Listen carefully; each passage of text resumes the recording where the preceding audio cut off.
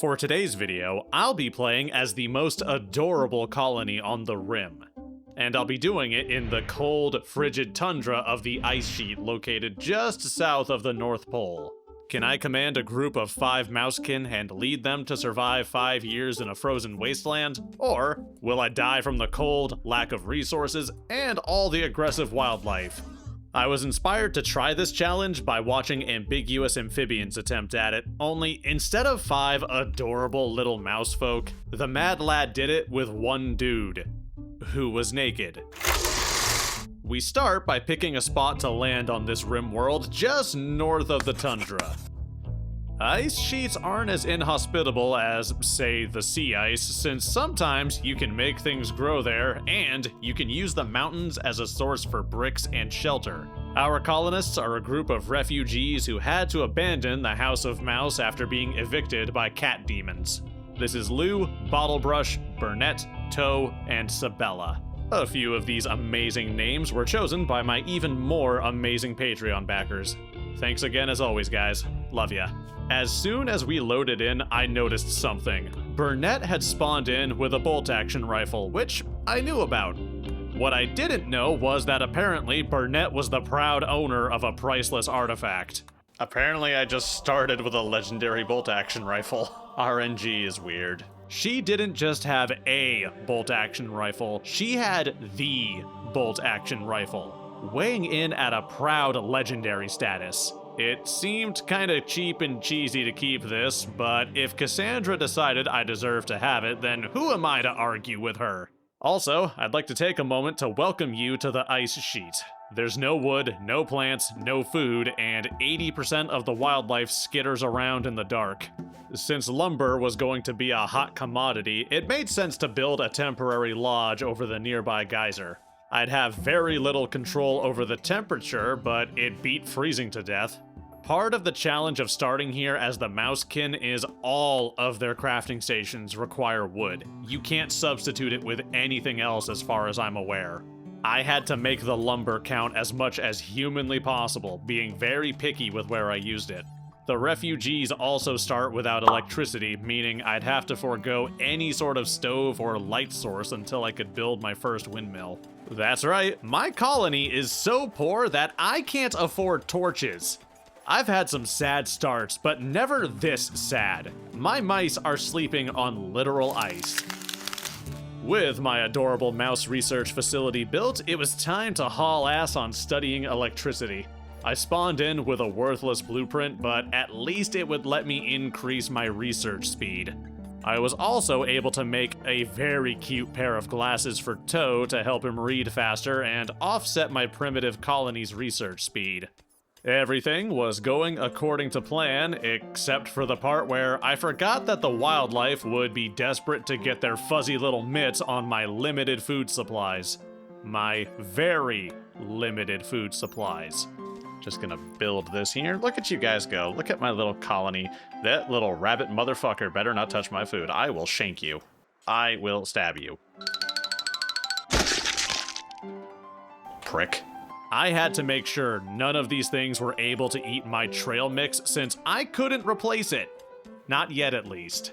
This biome can go days at a time without a single animal spawning in, and the growing period for crops is way too short to produce much. In other words, if it's got 4 legs, kill it before it gets to your snacks. How many times do I have to teach you this lesson, old man? On day 4, I started building some furniture in the house. Alright, I should probably start making beds so you guys don't have to keep sleeping on the ice. Then again, you look real comfy, Lou. Look how dapper you are with your mustache and your vest. You remind me of my dog. Solid slabs of granite with pillows made of pebbles. And because I'm very limited on supplies, they're gonna have to sleep nice and close together. Imagine waking up to the combined morning breath of 4 other people every day. Your only heat source is the world giving you a perpetual Dutch oven with its gas. And the only light source in the entire room is the hole someone poked over the writing desk. That being said, it could be worse. I had some visitors earlier who never even made it off the map. Oh, the mousy people who visited me died. Oh. That's sad. I am sad. Can I rescue you? What's your health? Nope. You have 10 seconds left in you. You are fucked. All right, bye. I'll take your stuff. Rest in piss, folks. I'll come for your belongings shortly. Don't you worry. All right, Operation Loot the Corpses is a go. What the fuck? Why did they wake up? How's your health? Okay, you got 6 hours. That's fine. Does anyone here have any medical skills? Sabella, girl, you had one job. I've got like 4 whole medicine and I'm spending most of it on you. You weigh like 3 pounds and take up as much space as my terrier. How the hell did you manage to piss off the hive? And for some reason, the sight of Sabella getting her cheeks clapped made Bottlebrush want to name our town. So normally, I know that when you pick a faction, you know, you should really name it yourself, but Danielle, do you know what the default one they want me to have is from my mouse people? What is it? The Duchy of Cinnamon Mount. Yeah, no, that checks out. That checks out. Perfect. Hey, guys, don't go that way, guys. Oh, guys, you don't wanna, you know what? I'm not gonna tell you your business. We'll just let whatever happens happen. Get used to seeing these insectoids be a menace, because that's not stopping anytime soon. My only saving grace is that they tend to keep to themselves mostly. Yeah, see, Paul has the right idea. Alright, Paul, did you just shoot your buddy? No. Yes, you did. Okay. Did you just shoot your buddy again? You shot him 3 times. Paul. Vega, Okay, Vega. Alright, well, time to go make myself useful real quick. Here we go. I'm here to help. After everything died, 'cause I'm a good neighbor. Now, the nice thing about this is not only did I get some sweet supplies, but I got some emergency food. A lot of emergency food. And we got our first raid. The Filth team sent a genie with a gun to my house. Naturally, I needed to be careful when facing such a determined, unshakable foe with the best gear money can buy. He biocoded a poor quality auto pistol. Your shirt is worth more, I think, than that gun, sir. So, I had Burnett shoot him in the bicep. Let's see if I can just deal with him from way back here. Far away. Do it, Burnett. Alright, you didn't do it. Burnett, I just need you to make a shot. Oh, damn! There we go. Then I made a very cramped box and I threw his ass into it. His people wouldn't give me jack shit for saving him, meaning this was about to become his new home. Cassandra heard I took in another mouth to feed, and she decided to reward my hospitality by having a bunch of food migrate through the map. I'm glad about that. Hang on now. There's an animal migration. You mean there's food? A lot of food. There's 20 food. 8 days into my time on this rock, a little over a week, and we went from medieval serfs to enlightened citizens of the modern age. With electricity research, most of my problems were solved in the short term. I could make heat and light, and finally I could cook the raw food. In this biome, you need hydroponics basins. You can't really get by without them. And if I wanted to grow enough crops to sustain this nest, I needed to get a solid power grid running immediately. Alright, we need to get the advanced light research going because power's real unreliable right now. So, while I gave Gray's room a much-needed facelift, I gave my mice a means to cook their meals and light their home. Bottlebrush busied himself with carving a solid granite chess table, while Toe worked on improving our supply of renewable energy. The nerd finished his research in a single day. Jesus Christ, Toe. I also took a quest to babysit a warg. A poor choice, since food was kinda hard to get my hands on, but hey, reputation is reputation, and we need it. I had to step away for a bit, so I closed the game. When I came back and went back to playing, I kinda forgot to hit record. So, more or less, you missed watching Lou get his shit pushed in because he decided to walk through the insect-infested tunnels. We won the fight, but at a great cost. And that cost was one left eye from Lou. A mega scarab, which comes up to your shin roughly, somehow turned him into a cyclops. If a hard-shelled superbug tries to steal your organs and appendages, just say no. They can't legally dismember you without your consent. Pro tip: subscribe for more helpful info. The local Neanderthals thought it would be appropriate to try and raid me while this was happening, and in a stroke of genius, Burnett thought about how losing his eye really discouraged Lou from fighting anymore. So, she tried that trick on the Neanderthal. It turns out blasting someone right through the eye socket is a great way to make them stop bothering you. I know a sample size of 2 isn't enough for a definitive conclusion, but it's pretty promising so far. The 1st of September came, and with it, the knowledge of hydroponics. Once I got geothermal power researched, that would be it. I'd be set for food. The hardest part of the challenge would be dealt with. Then I'd only have to worry about all the other limited resources.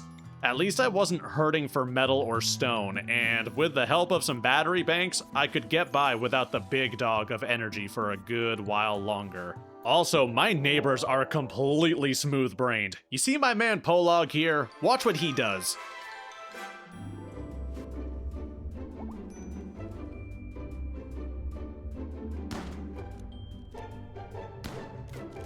That's paint chip eating behavior if I've ever seen it. The words I'd use to describe this man's intelligence would get me demonetized. This man's family tree is a straight line. This dude's teeth and IQ number in the single digits somehow. Not his chromosomes though, those accidentally picked up a couple extra zeros along the way. Polog made the long-ass walk all the way to my house just to donate his body to the field of entomology. He's really fucking stupid is what I'm trying to say. Gray, your dad's here. Looks like Phil got kicked out of the nursing home. And apparently he made the very unwise decision of fighting back. Unlike me, who only makes wise choices. For example, I needed food. Badly. So, I decided to piss off these thrombos while I had guests, except, I didn't notice this alert. It was a solid plan. It was. I just kinda messed it up by being extremely incompetent. It could happen to anyone. But I've got a problem now. I have no food. My colonists are suffering from malnutrition. I need to butcher and devour one of these gentle giants or I'm gonna die. The only animals that keep spawning in are scary, but I'm gonna have to just say fuck it and go for it. I'm running out of options here. I let the badly wounded one in. Luckily, he's fucked up enough that I think we can take him. Oh my god. Oh wow. Oh god, look at him. He's missing his ear. Oh god, that's awful. I'm so sorry, my friend. Mouse can suffer a permanent mood debuff if they lose an ear. They become suicidal if they lose 2. Unlike me, who becomes homicidal when I lose 4 meals to this goddamn freeloading thrombo piece of shit. Burnett, fix this abomination's behavior. There. Food for days. Speaking of food, we're gonna jump ahead a couple of days. I got my greenhouse built, and I'm using it to grow wood and pretty much any other crop I could ever need. And since the cold had knocked out a bunch of insectoids, I decided now was a good time to add them to my food stockpile too. And I somehow did it without taking any damage. I also managed to kill a megasloth. I'm celebrating having food by getting more food. That is American as fuck.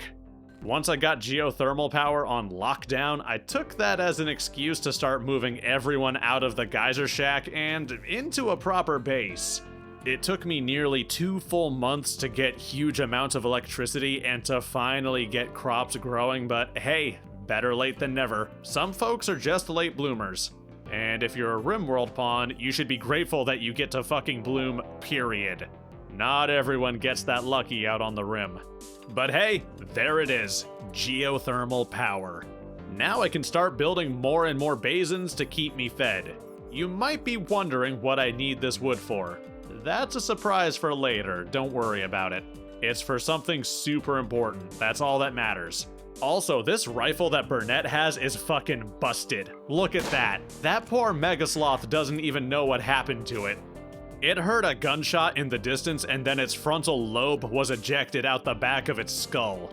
That is morbid as hell. These things are supposed to be big and strong and hard to deal with. What the hell? No wonder the raiders haven't been able to touch me. And while we're on the subject of raids, a thought occurred to me. As I build these things to grow my crops, stronger and stronger enemies are going to show up to my house, and that might be a problem. I've been lucky with the raids thus far. They've been pretty small and they've been pretty pathetic, but that could easily change at any given moment, especially now that I have microelectronics. Any day, any time now, the raids could seriously get bad. Oh. Apparently any time is 23:15. Fire-breathing hellspawn with bows. That's neat. I love that for me. Go, my furry and very flammable minions. Strike them down in my name. Okay, Burnett missed her first shot. We're screwed. I'm only kinda joking.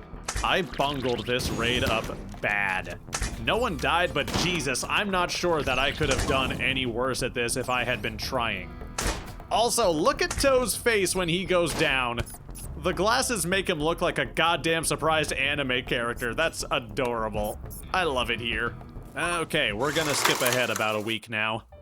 A kid named Pansy offered to join me if I let it be heckin' windy outside for a couple days. I get an extra laborer and my windmills get a hefty speed boost. Hell yeah, I'm down. I'm sure making it rain at sub-zero temperatures in the Arctic won't have any ramifications for the environment. And if it does, who cares? I could not give less of a shit about this planet when it's actively trying to murder me. And what better way to welcome little Pansy to the colony than by hovering over his shoulder and hurling insults at him for an hour? Well, Pansy, according to Bottlebrush, you're a swan hummingbird yak. So Pansy decided to make fun of Bottle for being a one-eared mouse.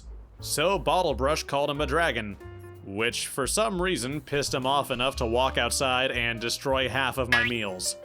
Thanks, Bottle, thanks. Not everyone has the gusto, the cojones necessary to absolutely screw their colony over by mocking a 9-year-old until he destroys everyone's food. And most people would have thrown in the towel after watching him undo several days worth of hard work, but not you. You just kept at it, you overachiever, you. That's dedication, we love it. I'm gonna fire you out of a drop pod into the nearby ocean if you ever do this again, and don't you worry, I'll be sure to load Pansy in there with you. I wouldn't want to break apart your friendship by separating you two. That would just be cruel and unusual, wouldn't it? I will send you to the bottom of the depths. Anyway, speaking of unusual, I think the game is trying to speak to me. And I think it's calling me slurs. I've sinned. I can feel it. I think I need to go to church. That's what I need. I'm in the middle of a frozen wasteland and resources are scarce. Clearly what I need is a place for everyone to gather around and praise Mouse Jesus. Sabella is getting named our Lord Protector. This special gathering is getting named the Valerianist Jubilee. And Pansy is getting named a fucking heretic, but that's okay, we're fixing it. Put the child on the altar, he must be shown the light. This blasphemous pagan has brought a plague upon my house and we must show him the true path. I think I'm gonna leave it here. 60 days survived and endured on this 5-year journey. Another 240 days left. My colony is starting to get pretty wealthy, which means I'm going to start facing some actual threats soon. I hope you're enjoying things so far, and if you are, leave a like and maybe subscribe while you're at it. A huge thanks to my backers on Patreon who never lose their ears or summon plagues of rabid snow hares to my house. I'll see you all next time.